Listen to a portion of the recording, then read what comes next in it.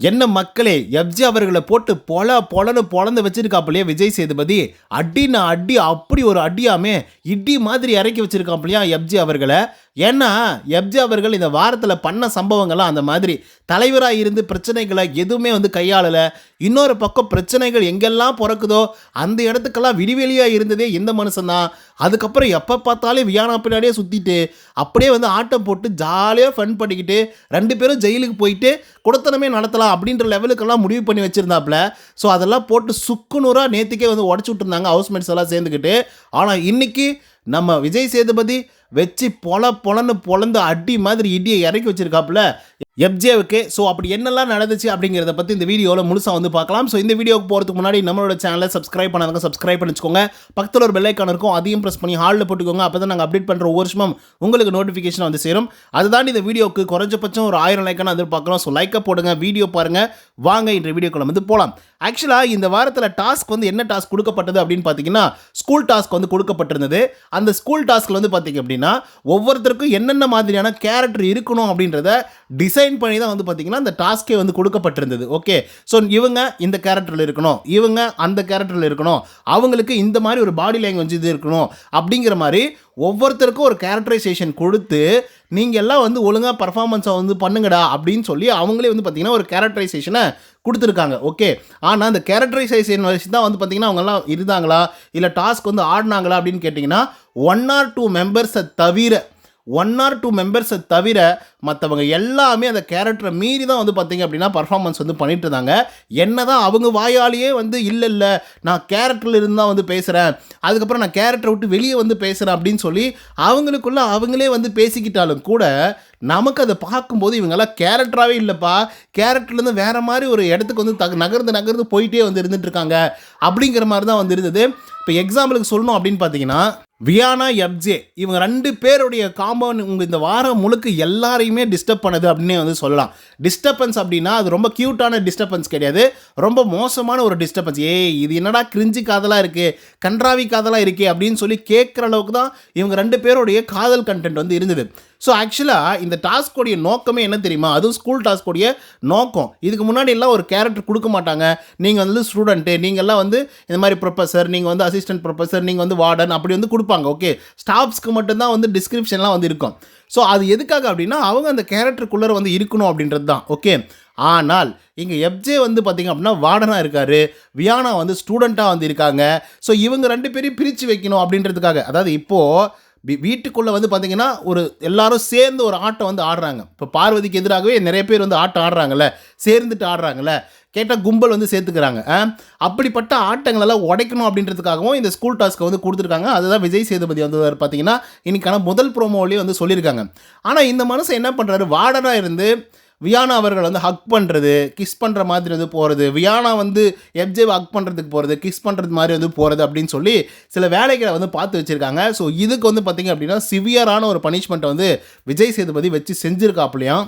இது ஒரு எக்ஸாம்பிள். 2வது எக்ஸாம்பிள் பார்த்தீங்கன்னா குமரன், ஓகேவா, அதாவது கம்ருதீன் பார்வதி இவங்களுடைய காம்போவை நீங்கள் பார்த்துருப்பீங்க. பார்வதிக்கு போய் ஒரு ஹெல்ப் பண்ணுறதா இருக்கட்டும், சரி ஓகே, அது கர்டசியில் போய் பண்ணுறாங்க, ஹியூமனிட்டியில் போய் பண்ணுறாங்க அப்படிங்கிற லெவலுக்கு ஹெல்ப், அந்த கிச்சன் கிளீனிங், அதுக்கப்புறம் வெஷல் வாஷ் பண்ணுறதெல்லாம் ஓகேப்பா, நான் ஏற்றுக்கிறேன். ஆனால் அதை தாண்டி ஒரு மாதிரி காதல் கண்டென்ட் கட்டி பிடிக்கிறது, இந்த மாதிரி விஷயங்கள்லாம் பார்த்தீங்க அப்படின்னா பேசும் பொருளாக இருக்குது. இப்போது வெளியிலிருந்து பார்க்கக்கூடிய ஆட்களுக்கு இது ரொம்ப டாக்ஸிக்கான ஒரு டாஸ்க்காக தெரிஞ்சிருக்கும். ஏன்னா எந்த ஸ்கூல்லுமே இவ்வளோ மிங்கல்டாக பார்த்தீங்கன்னா ஒரு ஸ்டூடெண்ட்டோ ஒரு ஸ்டாஃபோ இருந்துட முடியுமா? ஒரு வார்டனை போய் ஒரு ஸ்டூடெண்ட் கட்டி பிடிச்சிடுமா, அதுவும் லேடி வார்டனை? எப்படி இவங்கெல்லாம் யோசிச்சியா பண்ணுறாங்க, இல்லை தெரிஞ்சு பண்ணுறாங்களா, தெரியாமல் பண்ணுறாங்க அப்படிலாம் கிடையாது. நல்லா தெரிஞ்சு தான் பண்ணுறாங்க. நீங்கள் பிரேக் டவுன் ஆகணும்னா அந்த டாஸ்கில் பிரேக் டவுன் ஆகிதான் ஆகணும். அவங்க பிரேக் டவுன் ஆகுறாங்க அப்படின்னா நீங்கள் ஆக விட்டு தான் ஆகணும். ஆனால் நீங்கள் என்ன பண்ணுறீங்க, உடனே அவங்க பிரேக் டவுன் ஆகிட்டாங்க அப்படின்னு சொல்லி ஓடி போய் பார்த்தீங்கன்னா கட்டிப்பிடிச்ச ஆரம்பிச்சிடுறீங்க. ஸோ அது தவறான ஒரு எக்ஸாம்பிளை செட் பண்ணுதுங்க வெளியே இருக்கக்கூடிய ஆடியன்ஸ்க்கு. இப்போ இதெல்லாம் கேட்க வேண்டிய சுச்சுவேஷன் யாருக்கு இருக்குது அப்படின்னு பார்த்தீங்கன்னா விஜய் சேதுபதிக்கு இருக்குது.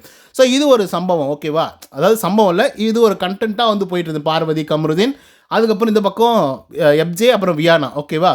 ஸோ இன்னொரு பக்கம் பார்த்தீங்க அப்படின்னா விக்கல்ஸ் விக்ரம் அண்ட் வியானா. ஸோ இவங்க 2 பேரும் ஆக்சுவலாக ஒன் ஆஃப் த கேங் தான் இவங்க, ஓகேவா. விக்கல்ஸ் விக்ரம், வியானா, அதுக்கப்புறம் சுபிக்ஷா. இவங்களுக்குள்ளே நடக்கக்கூடிய பிரச்சனைகள் இருக்குல்ல, வேணுத்துக்குன்னே இவங்க 2 பேரும் மாற்றி பண்ணிக்கிற மாதிரி இருக்குது. அது யாராவது நோட் பண்ணீங்களா? வியானா பார்த்தீங்க அப்படின்னா ஸ்டாஃப்ஸ் எல்லாருமே டீஸ் பண்ணாங்க. ஸ்டூடெண்ட்ஸை மோஸ்ட்லி வந்து பார்த்திங்க அப்படின்னா விக்கல்ஸை தான் பயங்கரமாக டீஸ் பண்ணிகிட்டே வந்திருந்தாங்க. மேபி இவங்க 2 பேரும் பேசி வச்சுட்டு பண்ணாங்களா என்னன்றதெல்லாம் தெரியல. அது மேபி லைவில் வரல. ஓகே, ஸோ இந்த மாதிரி வந்து பார்த்திங்க அப்படின்னா அவங்களுக்கு தேவை அப்படின்னா அவங்க அடிச்சுக்கிறாங்க, அவங்களுக்கு தேவை அப்படின்னா பிடிச்சிக்கிறாங்க. நேற்றுக்கெல்லாம் அந்த டாஸ்க் முடிஞ்சதுக்கப்புறம் விக்கல்ஸ் விக்ரம் வியானாவை அவ்வளோ தூரம் ஹக் பண்ணிக்கிட்டே வந்திருந்தேன் ரொம்ப நேரம். ஏன்னா அவங்க 2 பேருக்குள்ள கிளாஷ் வந்து நடந்துச்சுல்ல, மேபி அது வந்து நாடகமாக இருக்குமோ அப்படின்ற மாதிரிலாம் கூட யோசனைகள் வருது. ஓகே, இப்போ கண்டென்ட்குள்ளே வந்து போகலாம். என்ன தான் டாஸ்க் வச்சு கேரக்டரை கொடுத்து பிரித்து வச்சாலும் அவங்க ஜோடியாக தான் அவங்க தேடிக்கிறாங்க அப்படின்னு சொல்லி விஜய் சேதுபதி இன்றைக்கான முதல் ப்ரோமோவில் வந்து சொல்லியிருக்காப்புல. ஓகேங்களா, என்ன தான் டாஸ்க் வச்சு கேரக்டர் கொடுத்தாலும் பிரித்து வச்சாலும் அவங்க ஜோடியாக அவங்க தேடிக்கிறாங்க அப்படின்னு சொல்கிறாங்க. அப்போ அவங்க பிரித்து வைக்கிறது தான் வந்து இந்த டாஸ்க்கவே வந்து பார்க்குறாங்க. ஏன்னா எல்லாம் ஒன்றா சேர்ந்து வந்து விளையாடுறாங்க ஆட்டு மந்தைகள் மாதிரி. ஸோ இவங்களை பிரித்து வச்சு ஒரு ஆட்டத்தை வந்து ஆடி பார்க்கலாம் அப்படின்னு சொல்லும்போது எல்லாரும் ஒன்று கூடிடுறாங்க அப்படின்ற மாதிரி சொல்லியிருக்காங்க. ஸோ அப்போ யாரெல்லாம் ஒன்று கூடினாங்களோ அவங்களுக்கெல்லாம் வந்து செம்ம ஆப் இருக்குது அப்படிங்கிறதுல மாற்றுக்கருத்தே கிடையாது. அதுக்கடுத்தா அது சண்டை போடுறதுக்காக இருந்தாலும் சரி, சேர்ந்துக்கிறதுக்காக இருந்தாலும் சரி அப்படின்றப்பல. ஓகேங்களா, அவங்க கேரக்டர் கொடுத்து பிரித்து வச்சாலும் ஜோடியாக ஒன்றா சேர்ந்துடுறாங்க. அது சண்டை போடுறதுக்காக இருந்தாலும் சரி, சேர்த்து வைக்கிறதா இருந்தாலும் சரி, ஒன்றா சேர்ந்துடுறாங்க அப்படின்னு சொல்கிறாங்க. மேபி இந்த இடத்துல வந்து அன்பு கேங் வந்து பார்த்திங்க அப்படின்னா அவங்களுக்கு வந்து கண்டிப்பாக ரியலைஸ் வந்து பண்ண முடியும். எப்படி வந்து சபரிக்கு ஒரு பிரச்சனை அப்படின்னா கனி இப்போ வரைக்குமே துடிக்குங்க, கட்டான்னு அப்படியே அவங்க சதையெல்லாம் துடிக்கும். சபரிக்கு ஏதாவது ஒன்றுனா, எஃப்ஜேவுக்கு ஏதாவது ஒன்றுனா அப்படியே துடிக்கும். ஓகே, ஸோ எஃப்ஜே அவர்கள் வந்து பார்த்திங்கன்னா வார்டன் ரோலில் வந்து இருக்காங்க. அந்த பக்கம் கனி வந்து சோபாவில் வந்து படுத்துட்டு இருக்காங்க லிவிங் ஏரியாவில். அப்போ வந்து வார்டன் வந்து கனி அவர்களுடைய கையை பிடிச்சி அழுத்திட்டு இருக்காப்புல, விரலை பிடிச்சி. ஸோ இதெல்லாம் எந்த ஸ்கூலில் நடக்கும்னு எனக்கு வந்து சுத்தமாக வந்து தெரியல. ஸோ இந்த அன்பு கேங்கை வந்து வச்சு புழக போகிறாரு அப்படின்றதுல மாற்றுக்கிறதே கிடையாது. ஏன்னா இவனுக்கு தான் சண்டை போடுறதா இருந்தாலும் ஒன்று சேர்ந்துருவானுங்க, கூடிடுவானுங்க. பார்வதிக்கு எதிராக சண்டை அப்படின்னாவே ஓகே நான் வரேன் அப்படின்னு சொல்லி ஒன்றா கூட்டிடுவானுங்க.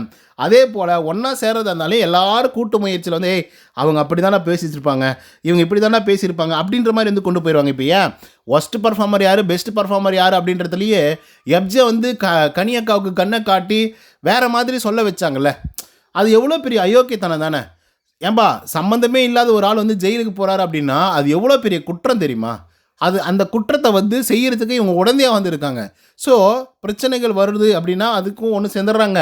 ஒருத்தரை சேர்த்து வைக்கணும் அப்படின்னாலையும் சேர்ந்துடுறாங்க அப்படின்ற மாதிரி வந்து சொல்கிறாப்புல. அப்புறம் தான் வர்றாப்புல விஜய் சேதுபதி எஃப்ஜே கிட்ட என்ன சொல்கிறார் அப்படின்றத நல்லா உத்து நோக்கி பாருங்கள்.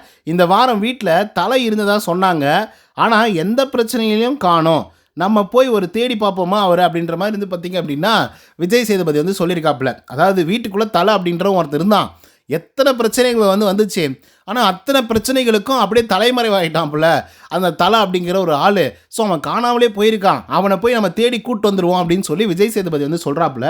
ஸோ சத்தியமாக சொல்கிறேன், இன்றைக்கி சரியான ரோஸ்ட் வந்து எஃப்ஜேவுக்கு வந்து இருக்க போகுது அப்படிங்கிறதுல மாற்று கருத்தே வந்து கிடையாது. எஃப்ஜே இந்த வாரம் முழுக்க எவ்வளோ ஒஸ்ட்டாக வந்து இருக்க முடியுமோ அவ்வளோ ஒஸ்ட்டாக வந்துருந்தான். ஏண்டா ஒரு நாளைக்கு 3 தடவை 4 தடவை நாய் குறைக்கும், அப்படிப்பட்ட ஒரு ஆள் தான் வந்து எஃப்ஜே. தூங்கிட்டே வந்திருப்பான். அவனை தூக்கிட்டு வந்து 2 பேர் நீங்கள் சமைங்க, வெஷல் வாஷ் பண்ணுங்கள், க்ளீனிங் வந்து பண்ணுங்கள், பாத்ரூம் வந்து க்ளீன் பண்ணுங்கள் அப்படின்ற மாதிரிலாம் வந்து சொன்னால் அவன் செய்வானா?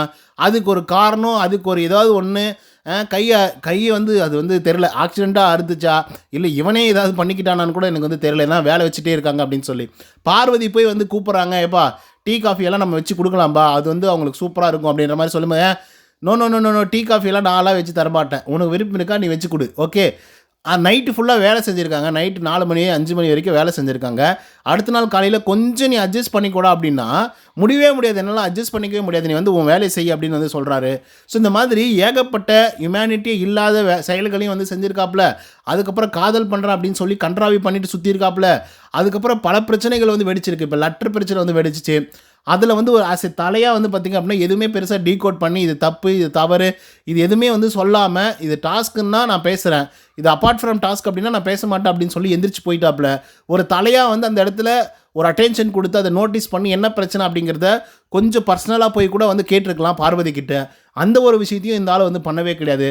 ஸோ இந்த மாதிரி ஏகப்பட்ட கம்ப்ளைண்ட்ஸ் வந்து பார்த்திங்க அப்படின்னா எஃப்ஜே மேலே அதிகமாகவே இருந்துகிட்ருக்கு.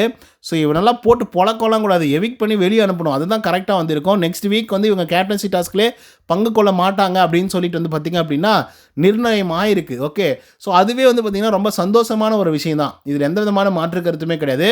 அந்த பியூஸை வந்து பிடுங்கினாங்கல்ல, அதுதான் கரெக்டான செருப்படி அப்படின்னு நான் நினைக்கிறேன். ஸோ கண்டிப்பாக இந்த வாரத்தில் அதுவும் குறிப்பிட்டு இன்னைக்கு எபிசோடில் வச்சு செய்ய போகிறார் விஜய் சேதுபதி. நம்ம பொறுத்திருந்து பார்ப்போம். ஓகே காய்ஸ், இதை பற்றி உங்களோட கருத்துக்கள் என்ன அப்படிங்கிறத கமெண்ட்ஸில் சொல்லுங்கள். இந்த வீடியோ பிடிச்சிருந்தா லைக் அண்ட் சப்ஸ்கிரைப் பண்ண மறந்துடாதீங்க. நன்றி, வணக்கம்.